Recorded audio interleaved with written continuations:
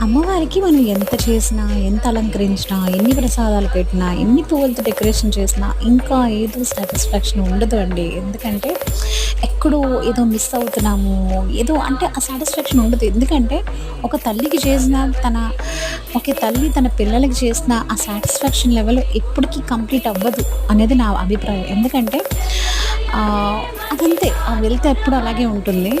But అమ్మవారు వచ్చి నీ భక్తికి మెచ్చి కూర్చున్నారు అంటే ఒకటే సంకేతం అండి. మన కళ్ళు చెమ్మగిల్లుతాయనమాట.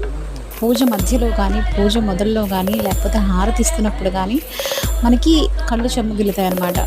సో, అది భక్తి వల్ల వచ్చేదైతే. ఇంకోటి అమ్మవారు అక్కడే ఆసీనురాలై కూర్చున్నారు అని చెప్పి ఒక సంకేతం. అయితే ఇవాళ నేను ఆనందంగా చెప్పుకోదగ్గదేంటంటే, మా ఇంట్లో పనిచేసే అమ్మాయికి నేను ముత్తైదువుకి వాయనం ఇచ్చుకున్నాననమాట. చాలా అనిపించిందసల.